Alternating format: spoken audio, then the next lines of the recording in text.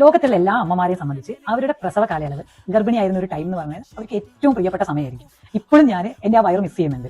പെൺകുട്ടികളെ സംബന്ധിച്ച് അവർ പ്രഗ്നന്റ് ആയിരുന്ന സമയത്ത് അവരെ ഓരോ ആളുകൾ എങ്ങനെയാണ് ഡീൽ ചെയ്തത്, എങ്ങനെയാണ് കെയർ ചെയ്തത് എന്നുള്ളത് ഒരു കാലത്ത് അവർ മറക്കില്ല. എൻ്റെ കൂടെ ഉണ്ടായിരുന്ന ആളുകളെല്ലാം ആ ടൈമിൽ എന്നെ ഭയങ്കരമായിട്ട് കെയർ ചെയ്തിട്ടുണ്ടായിരുന്നു. അതേപോലെയാണ് അവരെന്നെ ട്രീറ്റ് ചെയ്തത്. അവരൊന്നും ഞാൻ ഒരിക്കലും മറക്കില്ല. പ്രത്യേകിച്ച് സുധിയേട്ടനെ. കാരണം ഞങ്ങൾ രണ്ടുപേരും ഒറ്റയ്ക്ക് ഉണ്ടായിരുന്ന എൻ്റെ ഏർലി പ്രഗ്നൻസി സ്റ്റേജിലൊക്കെ എന്ന് പറഞ്ഞു കഴിഞ്ഞിട്ടുണ്ടെങ്കിൽ സുധിയേട്ടനാണ് എല്ലാ കാര്യങ്ങളും നോക്കിക്കൊണ്ടിരുന്നത്. കാരണം എനിക്ക് സ്റ്റാർട്ടിങ്ങിലൊക്കെ ഭയങ്കര ബുദ്ധിമുട്ടായിരുന്നു. വോമിറ്റിങ്ങിന്റെ പ്രശ്നവും പിന്നെ കുറെ ബോഡി പെയിൻ ഒക്കെ ആയിട്ട് നല്ല ബുദ്ധിമുട്ടുകൾ ഉണ്ടായിരുന്നു. അപ്പോൾ അതുകൊണ്ട് രാവിലെ എണീക്ക്, കുക്ക് ചെയ്യുക, ബ്രേക്ക്ഫാസ്റ്റ് ഒക്കെ റെഡിയാക്കി എനിക്ക് ഓഫീസിലേക്ക് കൊണ്ടുപോകാനുള്ള ബ്രേക്ക്ഫാസ്റ്റ് ഒക്കെ പാക്ക് ചെയ്തെടുക്കുക. ഇതൊക്കെ ആൾ നൈറ്റ് വർക്ക് ചെയ്തതിന് ശേഷമാണ് ചെയ്യുന്നത്. പിന്നെ എന്നെ ഓഫീസിൽ കൊണ്ടുവിടുക, പിന്നെ വന്നിട്ട് പിന്നെ ലഞ്ചൊക്കെ കുക്ക് ചെയ്യുക, അതിനുശേഷം കുറച്ച് നേരം കിടന്ന് ഉറങ്ങുക. ഈവനിങ് ആകുമ്പോൾ പിന്നെ എന്നെ ഓഫീസിൽ വന്നിട്ട് പിക്ക് ചെയ്യുക.